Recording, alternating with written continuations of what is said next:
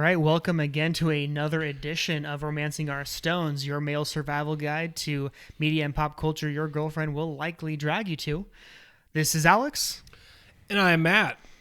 And we've got episodes 2 and 3 that we are going to be discussing regarding Married at First Sight. Season 9. Season 9. Episode 2 and 3 on Netflix. Follow along. Don't forget to rate, subscribe, share the show too. Yes. We grow and we get to afford things like this and this. And this. And this plastic surgery. And we actually did a face swap, you know, like the movie Face Off. Yeah, so actually follow us on, we actually have these live recorded videos on YouTube now. Check those out at ROS Stones, guys. But it's a special occasion because we are drinking what, Alex? We are drinking unknown Hefeweizen because I don't know the name of it because we made it. We made it and we brewed it and it is ready for our enjoyment. It's one of my favorite drinks of all time, so that's why we decided to make one. It's delicious. I'm really happy. Yep, very fruity. ABV's in the 5 range. We didn't do the gravity thing, which my brewing friend would be very upset with us about. But tastes good. Yes, I am not disappointed. Brewing beer is a lot like Married at First Sight. It's that you have a lot of expectation going into it. And you do not know how it's going to taste until you pop that bottle and it's in your glass and you're committed to sipping it. Yeah.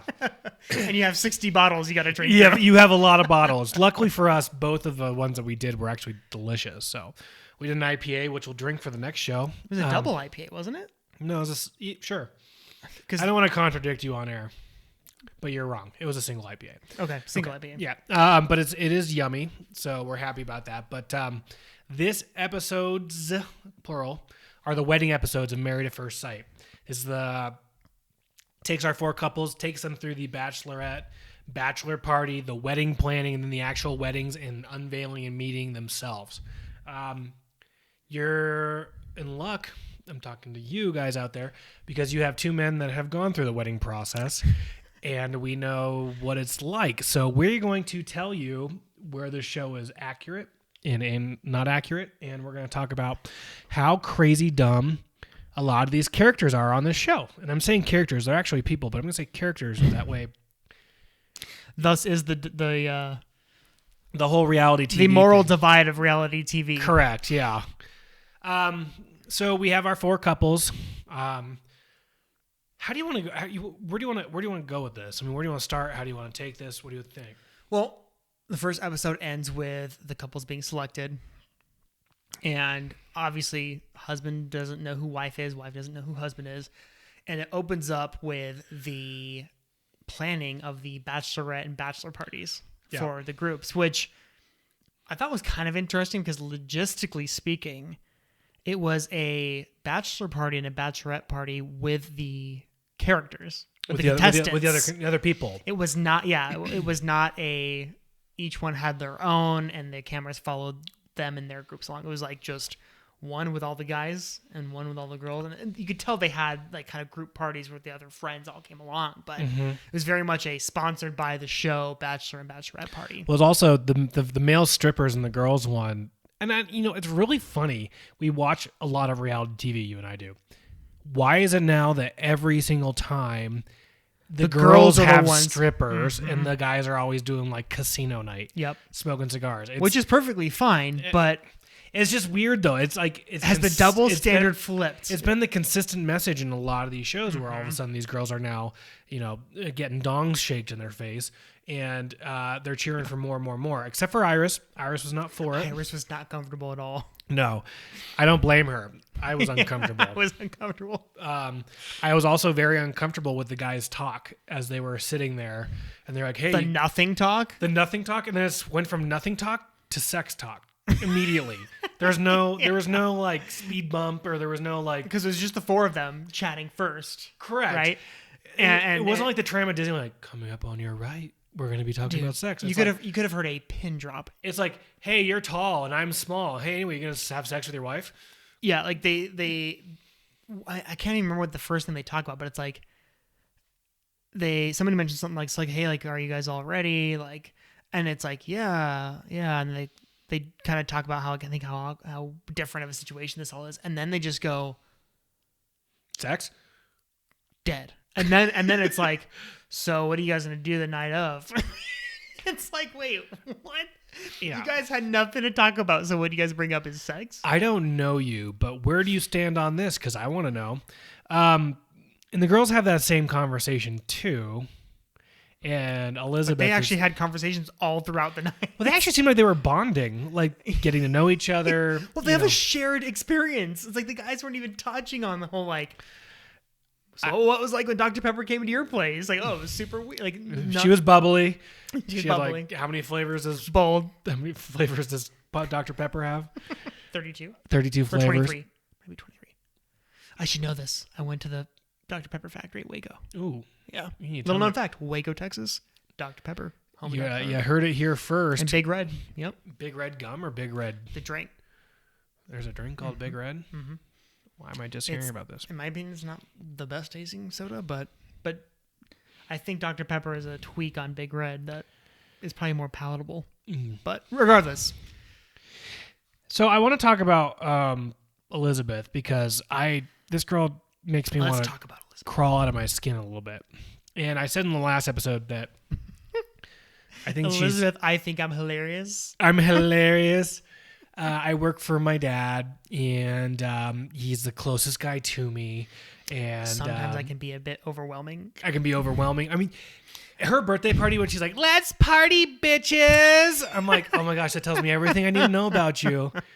Everything I need to know about you." I say that at my birthday party, Oh, and I'm 31. Gosh, it was so painful. I'm gonna say that at our next birthday party too. Actually, you've got a birthday coming up. I'm gonna say it at your birthday party. Okay, there you go.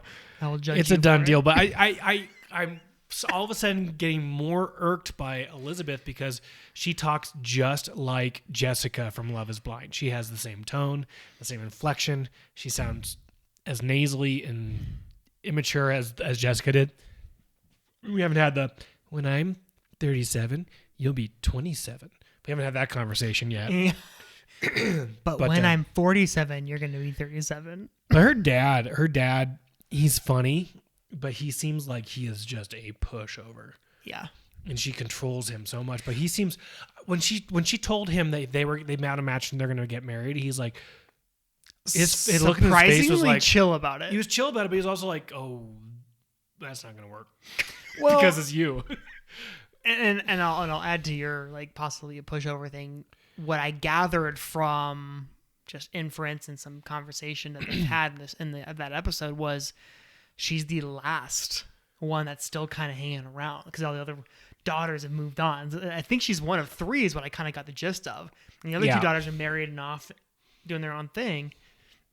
She's the last one that makes them parents, like still kind of nesting a kid in a way. Well, so I think that was kind of like, not that dad should be She cool. seems more like a barnacle than a kid. I think she's a barnacle on the ship, and they're like, "Wow, I can't wait to scrub this one off." She's an account executive. She could be responsible for growing that business. We don't know. No, she's not an account executive. Yeah. Is she? Yeah, she's an account executive for dad's company. So she travels around. She gets work done. Well, we'll see.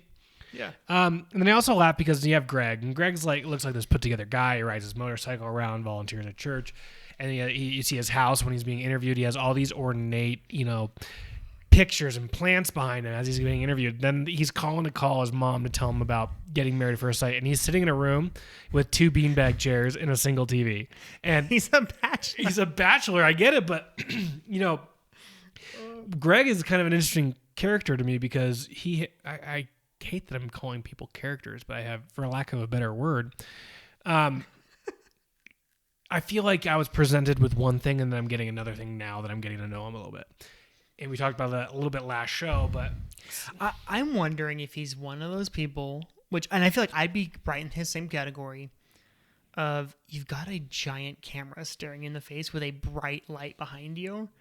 And it might just, I think I would actually shut in a little bit. And I'm wondering if it's a little, because when he ends up getting married with Deanna, in the vows that are written, he ends up saying like, I'm funny. I got some jokes, like, and you can see like his best men are like seconding him. Like, yeah, like he's like, like get ready. So I'm wondering if like maybe just the spotlight kind of is just causing him to shut in a little bit. I guess we'll see that as the season unfolds. Yeah, and I could be wrong, but Deanna, Mrs. I haven't had a date in 10 years. You know, there's a big monologue where she's talking about how she checks all the boxes, and she is. Yeah, I quoted her on this. I consider myself a great catch. I've checked all the other boxes. I've checked all the other boxes, and I'm like, finding your soulmate shouldn't be a box to check. Yeah, like it's not like I don't know. Check 9 out of 10 that apply to you, and this will work. I don't. Well, it's just, and I know she doesn't mean it this way, but it seems more like a chore. Yeah. Than it does like finding the love of your life, or like really trusting the process. It's like, no, I'm doing this because I need to get this done. Mm-hmm. It's like, oh, it just came off wrong. It could, and I'm gonna take it as that it came off wrong. Yeah, you know, we have to be careful about producer manipulation. Yes, and absolutely. I hope that is definitely a factor. This isn't as, you know, bachelory in the sense that it's all the dramas manufactured by the producers, but words still come out of your mouth, and you kind of, maybe if you're gonna have a camera in front of you the whole time, there's some things you want to take back though. I also really love Amber's family. They make me. Amber's married to Matt. She's the athletic one. Yeah. She's the tomboy, they call her. If I remember, she has like the big family dinner, right, where she tells everybody. Yeah. And I love how her sister's like, I've known her since the womb, and like I you know, like in her speech she said we you know, I was her roommate for 9 months in close quarters.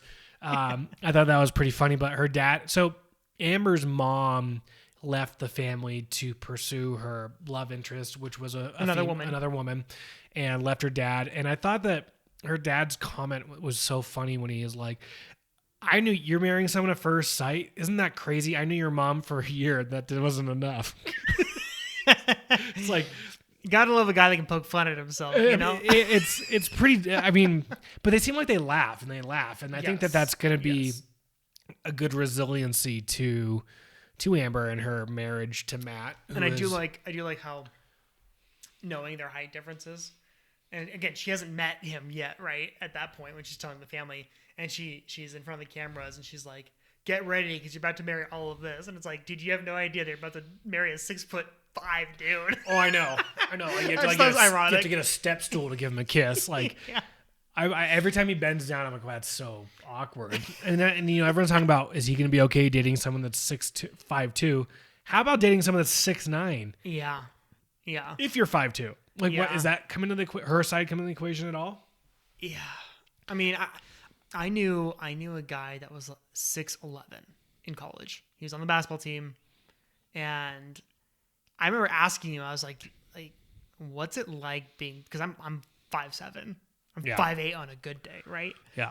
I'm 5'7", and I asked him, I'm like, you know, what's it like? I forget why, but I was like, hey, what's it like being 6'11"? And I remember him saying, like, honestly, it sucks. Like, you're always ducking through doorways. Nothing's built for you. Like, it's like, it was a very interesting, eye-opening conversation. And I remember thinking, like, with this guy, it's the same thing. Like, you know, for him, what's it like dating somebody who's 5'2"? But again, for her, like, she's going to be living with a guy she's going to see this every day of him being like, well, I got to sit 5 feet away from the table because my feet won't fit on, like just weird things like that. It's just going to be different. It's just going to be different, but because 6 foot's one thing, 6'2" is not one thing, right? 6'5" and higher, like you're 98th percentile at that point. It's different. Yeah, you have a different altitude reading up there. It's a little cooler up there. It's a little thinner. It's a little thinner. So to run around makes you tired quicker.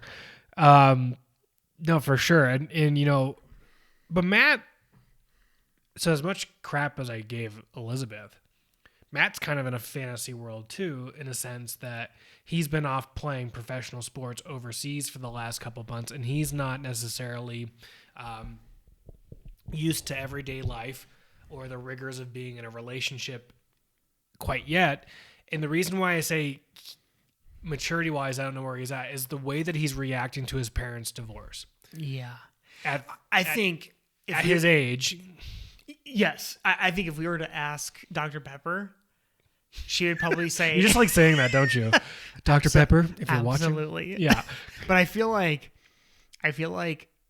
she would probably, if she were on the show right now with us, she would say he's got clear signals of somebody who hasn't dealt with his parents' divorce yet. Because he's seen, like, to the point where he gets, like, offended by when he describes his family. Yeah. It's like, whoa, we got some repressed anger here. We obviously haven't gotten together and talked about your frustration with your family kind of thing. It's like, ooh, there's some repressed frustration and anger there for sure. And it was interesting because, Amber showed a lot of great restraint when he said, I don't want to talk about this right now. And she's like, okay, we don't need to talk about it. Juxtaposed. Spear strong. Apparently, to taking the gravity. It's more than 5. With her bridesmaids who won't let it go. Tell us why your parents are here. Yeah. And it's like, girl, I don't owe you anything. Yeah. Well, it's I just met my wife today. I certainly don't even know you girls. Like, I don't have to tell you anything. I don't owe you anything. Yeah. So I'm trying to see what else. I mean, I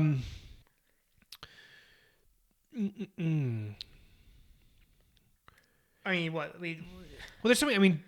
I mean, there's so many things to dissect here. I thought that Amber, who's an identical twin, could have saved a lot of time by allowing her sister to try on the dresses that she thought might look good. I mean, it's like looking in a mirror to a large extent. I mean, although I would argue, I think that Amber is the one that like she's shown that she's pretty active. She likes to go do yoga and like do fitness classes. Like, she was considerably in better shape than the rest of her sisters. That's fair. So I don't know if the sizing would have fit, but I mean, but those dresses aren't sized though. They're just they're pinned in the back. Yeah. So, but I'm gonna look like this because her sister and her do look alike. And also 3/4 of the guys, 3 out of the 4 guys chose blue tuxes. Yes, and like while I love Keith and he's like one of my favorites, he chose white. You didn't like that? It's not that I didn't like his outfit. He looked great in the outfit. I just feel like if I was a proprietor of a groomsman store, like a groom's clothiers, right? Uh-huh. I'd be like, you look great in this. I'm not against the choice. What I am a little bit behind, or what I want to be very clear with you, and this is the last I'll speak of it. This is a wedding. Your wife is going to be wearing white.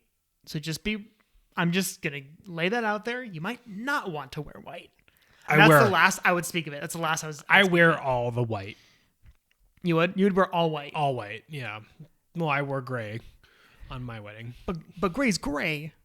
Yeah, I'm being facetious. I wore charcoal gray on my wedding, but like my wife was in white. Like but Iris was white dress to show her purity. Do you think that she would unknowingly respect? I never understood that. I didn't know that was the reason why you wore white. That is, but I thought it was interesting. And we'll get to we'll get to Keith's mom in a minute, but I never understood. I mean, the white symbolism makes sense, but I just feel like for Keith, I feel like it's competing with the bride.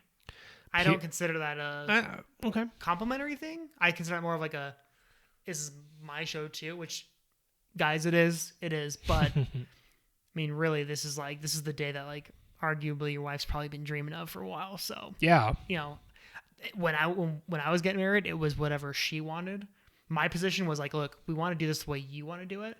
When you need to make a decision, I will make a decision. If you have, between two things, you want my opinion, absolutely, I'll jump in and I'll be part of that process. But for me, I'm like, I would like, if you have a venue in mind, let's go do it. You want this dress in mind, let's go do it. You want me to have a certain color, I'm all game. You know, and I think that's the one thing I think with just a guy picking white. I'm like, it's a bold move. It's a bold move, but. Well, Greg's bow tie was a bold move too, because it was like red with squiggles. I loved the bow tie. I knew you would love I thought it was a fantastic choice. A red bow tie with a white shirt with like the blueberry suit. He ended up wearing that though, but I thought that the red was a little aggressive, not knowing what color your wife would want. I think it was very southern. Because I guess it's North Carolina, but I thought that was a very southern look, and I liked it. I thought it was brilliant. I would have chosen that. I thought he looked great. So I was pissed off with Matt's vows, and I'm sick and tired of the sports illusions with like a relationship. It's game time. Jersey's on. I'm gonna bust my butt in between the whistles. Like everything between the lines is fair. And for those that might be listening, rather newer listeners, Matt and I both played sports at a collegiate level. And I'm so tired of that because I hate people that goes back to the maturity thing. Personal foul, Matt. Okay. Okay. Time out before you get technical, man. Like, let me get technical. Any guy that alludes aspects of life to sports, they're not wrong, but it's different. Sports trains you teaches you a lot about life. Yes.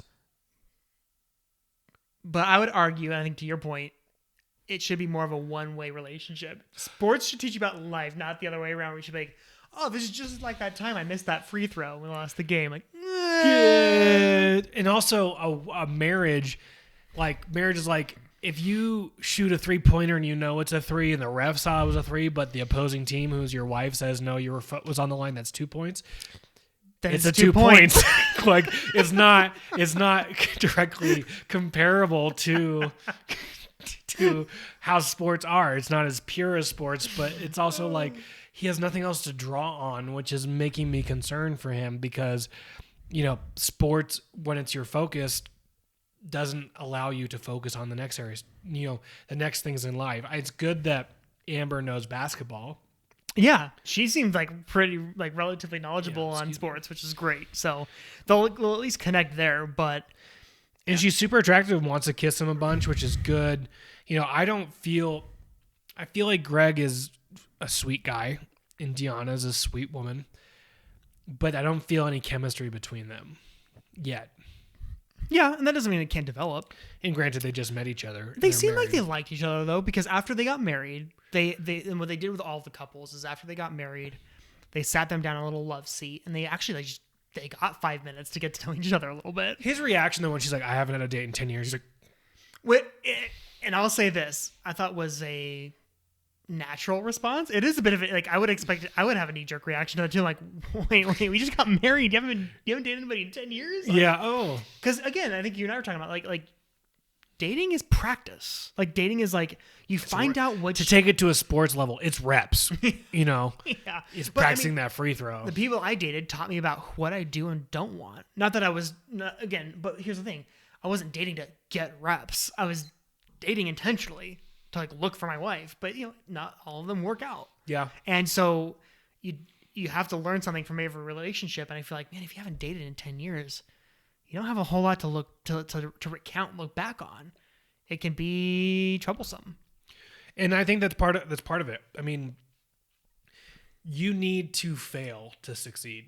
Mm-hmm. And I think that dating is a good way, like you said, to learn about yourself, learn how to treat another person, mm-hmm. recognize, hey, I neglected her. It takes 2 to 10. I neglected him here, and I recognize that I can't do that in the future. Yep. Where you have someone like Elizabeth, who I want to spend a large amount of time on, who is so immature that she doesn't understand. Like the whole world revolves around her, and they're going to run into issues where she's going to go down a rabbit hole, mm-hmm. That is selfish, and then she's going to punish her husband for it. Or practice with communication, assumption, things like that end up eating away at a relationship without having that knowledge. Like, you know what, I need to... Even people who've been dating people for a long time can still have trouble getting over some things and not really, it's almost like we almost need our own therapist to kind of walk us through our relationships so that we can actually learn something as we walk away from it. But, and I will point to, a good example of that was Deanna's reaction when he did do that. Mm-hmm. I think to a certain degree, she got super defensive. She got very defensive. And I think there is an element of like, all right, God, like it's okay, right? Because he was a bit more animated than I feel like I would have been. I'm like, oh, okay, like, but she immediately got. I forget exactly what she said. But she's like, don't give me that look. And I was like, whoa, like this.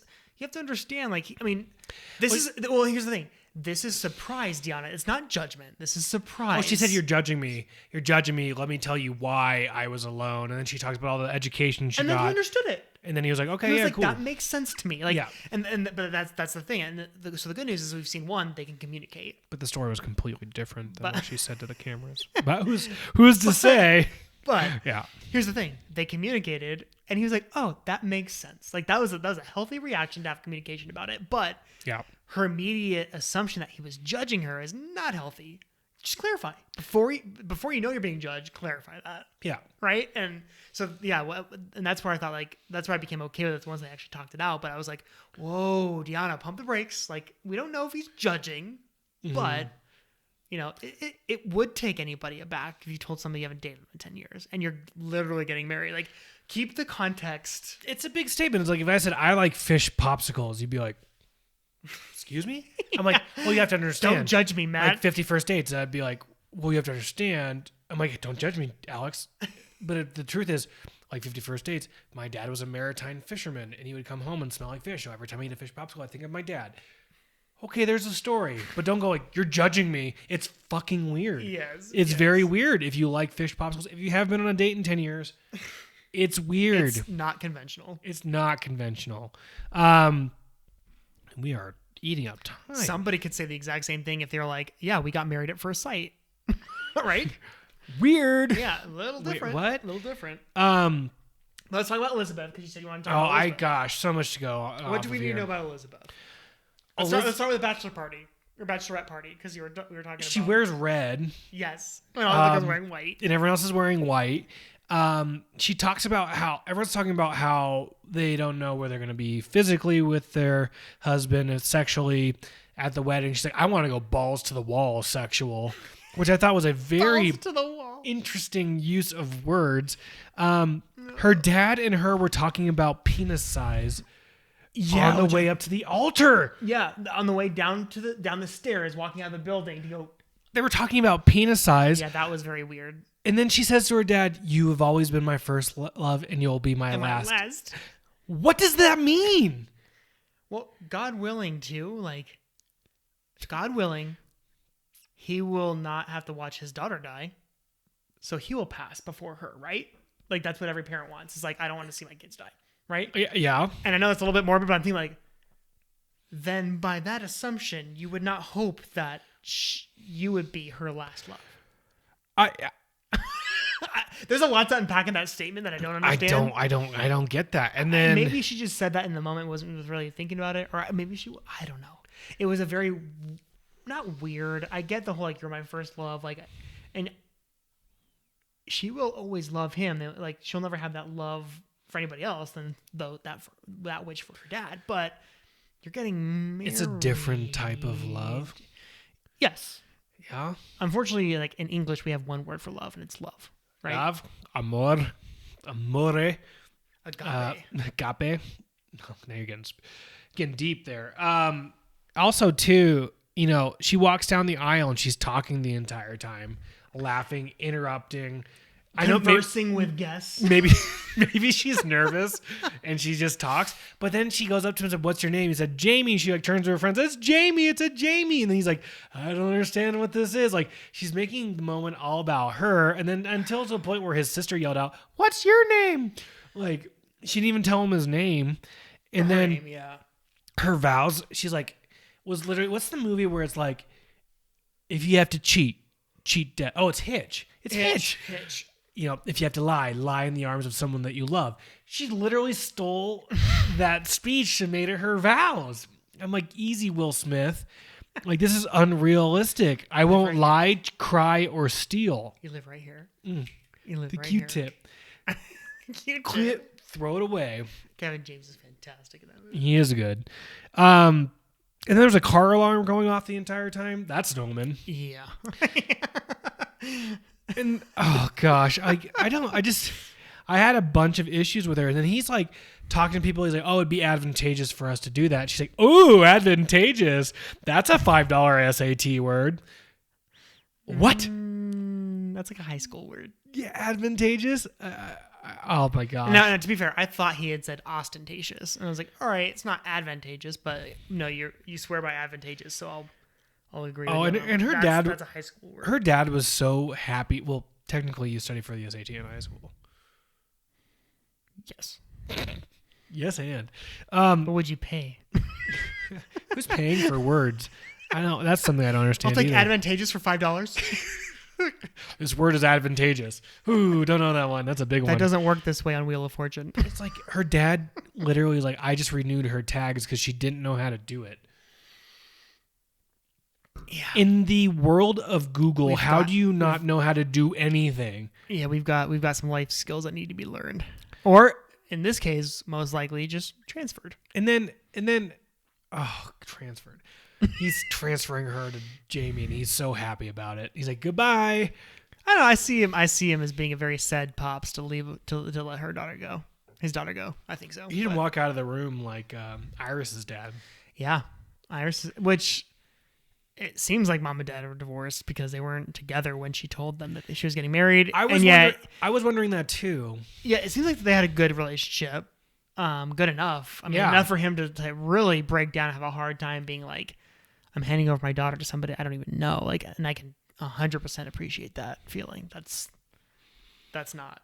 different. It's very rough. I can imagine that. Yeah, and then the cake thing, they're like, she's like, he went straight for my eyelashes. It's like, Elizabeth. He's like, no, he tried to put it in your mouth and then you moved your head in an awkward way. And another thing that bothers me about her, and I'm sorry, I'm getting a little irked. I told you I'm irked by her. I'm pointing to you, the audience on the video. I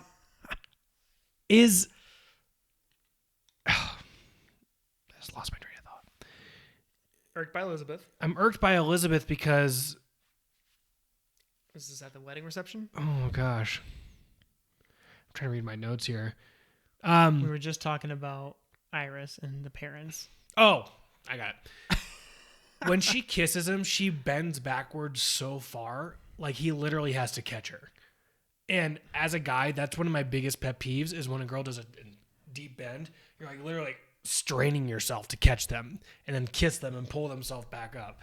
I mean, it's not doesn't look good. It would if it's a weird, awkward, and she does that every time they kiss, and it bugs me. Bugs me. She wants to be dipped every time. When I dip, you dip, we dip. His hand was not on her hip though. His hand was on the upper part of her back, and all of a sudden he had to recover. Yeah. I'm sure you're not feeling the same type of angst that I am, but it literally... It's funny. I remember there was a girl that I dated when we would guess she would lean forward, and it hurt me. Like I'd be bending my back, and I was like, this hurts. So I brought it up, and I was like, oh, okay, we're cool. So, she was a forward leaner. Once we got that out of the way, we got married, so it's all fantastic. Oh, good. Well, hopefully... But I remember, it's funny. I wouldn't have actually have even picked up on that, but yeah, because you're the one bending I was backwards. the dippy. You're the dippy. Gosh, so many different things on here. So we want to address that Matt didn't have his family there, anybody on his side, except for his groomsmen. Yeah, which I think is problematic. Yeah, and it's also kind of selfish. Mm-hmm. I mean, he didn't even tell them. You didn't tell them. If you're getting married, your family deserves the opportunity to say yes or no. And it seemed like when they had the one-on-ones with him and the camera, like just him and the cameras, it almost seemed punitive in nature. That's like, a $5 SAT word. Can you explain that to me? He was punishing them. Okay. For getting divorced. I mean, it was like the whole family got punished for some reason, which I'm also kind of like, what did he has all sisters too? That's what I'm saying. Like, what did the whole family do to you? That like, again, there are some major issues family wise. And look at not want any of them. And look conversely at his wife, Amber. Amber had issues with her mom, bigger issues than Matt should have with his parents. Mom abandoned the family. She used this opportunity to get closer, to build that bridge with her mom. Yep. And I liked her mom, how she stepped up and saved Matt, because that damn DJ, and anyone that's ever wedding planned knows that the DJ has a set list of songs and the dances you're going to do and the songs that correlate to those dances. They're not going to sit there like, is Matt's mother here? Well, you is also... Matt's family here? mother-son dance. And I did wedding DJing for a little bit, and there is definitely a consult that occurs before the wedding where you go, okay, what do you guys want for the mother-son dance? Oh, mom's not here. Okay.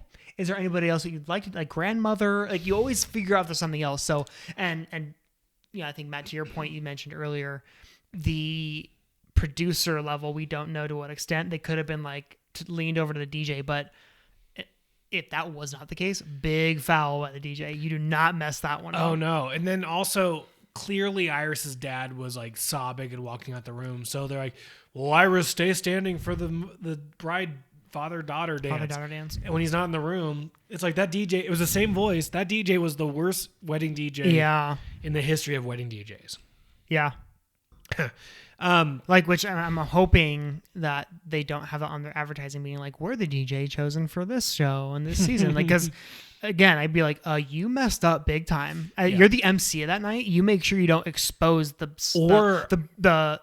groom for not having a mom, or you don't expose the bride when dad's not around to dance at the moment. Like, you don't do that. No, you have to make sure that both parties are present before you announce that. You give them a heads up. They're going to announce that. And yeah, there were some big party fouls there. No pun intended. And then the last thing that I kind of want to talk about is Keith's mom. Yeah. So let's talk first about the fact that when Keith told them that he was getting married, mom was definitely not cool. Mom and dad were like, we have our problems with this for sure, which very natural, very natural. Mm-hmm. And then it also became an issue of like, I don't know if grandma and grandpa can approve of this either, which again, valid. Like this is not something that we were expecting you to do. This is, so I can appreciate that reaction, but we get to the wedding night. And she said, Iris is everything I could ever wish for Keith. That's what she said in her private interview. Yeah. But she has a conversation with Iris commenting on the white wedding dress. Uh-huh. And then Iris was proud to tell her, like, hey, like, it's for a reason. I've been saving myself for marriage. And then his mom's like, ooh, I got a juicy piece of gossip. I'm going to go tell my son. Yeah. Which, I'm sorry, I know you're his mother. Like, that is not your business to tell. It's her. It's Iris's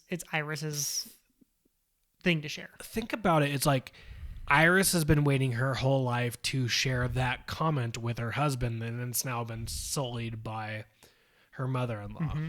Mm-hmm. Now. And for me, it wasn't necessarily, it did bother me that she did feel the need to tell Keith, her son. But what irked me more, since we're using that's our SAT word of the day. It's a $5 SAT word.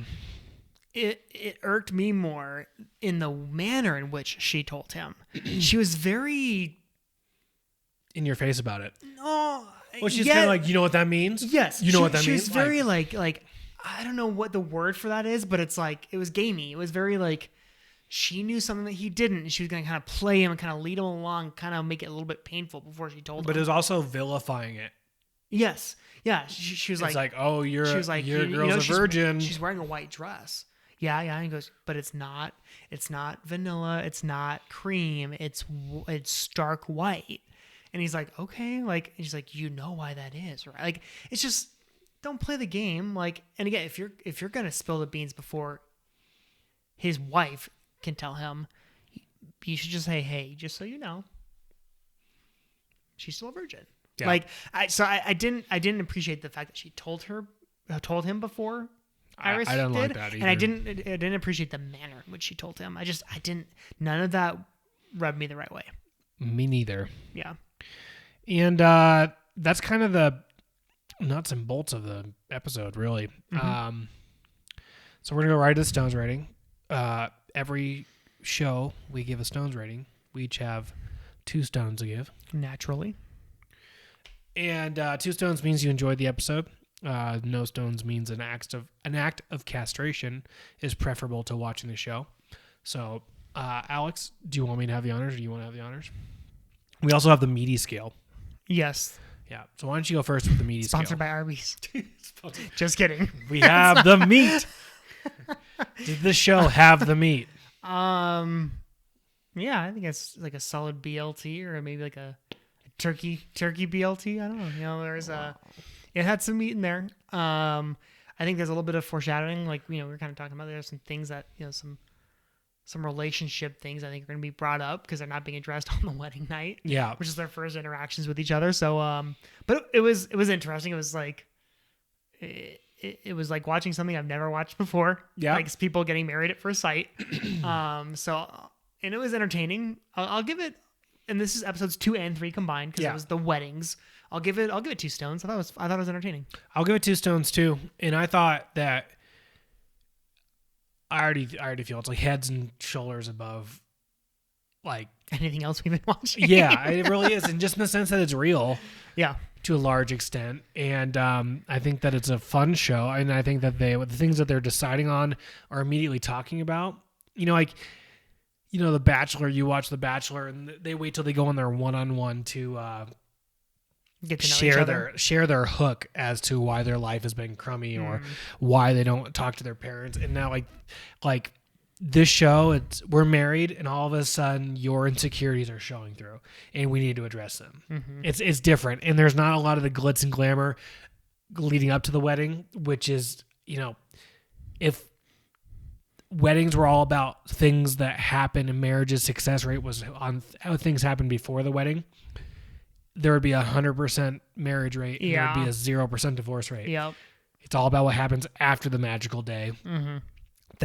And I think that we're going to see that in this show. When the world creeps back in and, you know, maybe kicks you down to the curb a couple times and you as a team have to figure it out. Yep. You as a couple have to figure it out. Yeah. So I like this. I'll give it 2 stones. That's 4 stones for this episode. Yeah. Wow. Strong for 2 4.